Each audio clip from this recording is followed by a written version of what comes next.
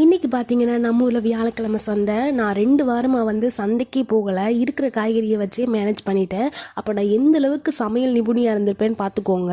ஏன்னா நிறைய காய்கறிகள் வாடி போயிடுச்சு. அப்போ அந்தளவுக்கு நான் அந்த 2 வாரத்தையும் சமைச்சு ஓட்டியிருக்கேன். அதனால் இந்த வாரமாவது ஹெல்த்தியாக நிறைய காய்கறிகள் வாங்கிட்டு வரணும்னு வாங்கிட்டு வந்துட்டேன். ஏற்கனவே உள்ள காய்கறிலாம் எடுத்து டஸ்ட்பினில் போட்டுட்டு நல்லபடியாக எல்லா காய்கறிகளையும் க்ளீன் பண்ணி ஃப்ரிட்ஜ் டப்பாவில் வைக்க வேண்டியதை ஃப்ரிட்ஜ் டப்பாவில் வச்சுட்டு, கூடையில் சேர்க்க வேண்டியதெல்லாம் கூடையில் எடுத்து வச்சுட்டு நீட்டாக எடுத்து வச்சிட்டேன். அடுத்து முக்கியமான விஷயம் என்னென்னா கொத்தமல்லி வந்து 10 ரூபாய்க்கு வாங்கியிருக்கேன் பார்த்துக்கோங்க. இது 2 வாரத்துக்கு எனக்கு தாராளமாக வரும்.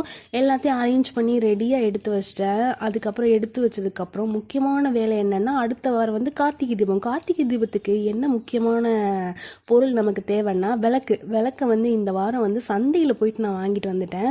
எப்போவுமே வருஷம் வந்து சந்தையில் தான் வாங்குவோம். அதே மாதிரி இந்த தடவை வாங்கிட்டேன். எல்லா விளக்கும் பார்த்தீங்களா நீட்டாக வாங்கிட்டு வந்திருக்கேன். அதுலேயும் இந்த மகாலட்சுமி விளக்கு எனக்கு ரொம்ப பிடிச்சிருந்தது. பார்த்தோன்னே எவ்வளோக்கா அப்படின்னு கேட்டேன். ஆனால் அவங்க ஜோடி 150 ரூபா சொன்னாங்க. ஜோடியெல்லாம் எனக்கு வேணாங்க்கா, ஒரே ஒரு விளக்கு மட்டும் தாங்க அப்படின்னு சொன்னோன்னே, பரவாயில்லப்பா நீ எடுத்துக்கோப்பா அப்படின்னு சொல்லிட்டாங்க. ரொம்ப ஆசையாக அந்த விளக்கு வந்து 70 ரூபா கொடுத்து வாங்கிட்டேன். மீதி விளக்குலாம் வந்து குட்டி விளக்கு தான்.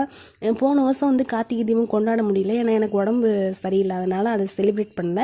இந்த வருஷம் கண்டிப்பாக நான் வீட்டில் விளக்கேற்றியே ஆகணுங்கிறதுக்காக தான் அந்த மண் விளக்கெல்லாம் நிறையா வாங்கிட்டேன். நம்ம பெரியவங்க என்ன சொல்லியிருக்காங்க, மண் விளக்கு வாங்கின உடனே தண்ணியில் தான் ஃபஸ்ட்டு போட்டு 1 டே ஃபுல்லாக ஊற விடணும். ஏன்னா அதில் ஏர் பபிள்ஸ் இருக்கும். அட் த சேம் டைம் நம்ம ஆயில் ஊற்றி ஏற்றும் பொழுது அது வந்து அப்படியே அப்சர்வ் பண்ணிடும், நிறைய ஆயிலை குடிச்சிருங்கிறனால. பெரியவங்க சொல்கிறது எல்லா விஷயத்தையும் கேட்குறோமா இல்லையான்னு தெரியாது, ஆனால் சில விஷயங்கள் நிறையவே கடைபிடிப்பேன். அதனால் வந்து வாங்கிட்டு வந்த உடனே அந்த விளக்கு எல்லாத்தையுமே தண்ணியில் ஊற வச்சிட்டேன். மகாலட்சுமி தீபத்தை ஒரு நிமிஷம் நல்லா ஆசை தீர பார்த்துட்டு பூஜை ரூமில் கொண்டே வச்சிட்டேன். இது வந்து கார்த்திகை தீபத்தப்போ கோலம் போட்டுட்டு நடுவில்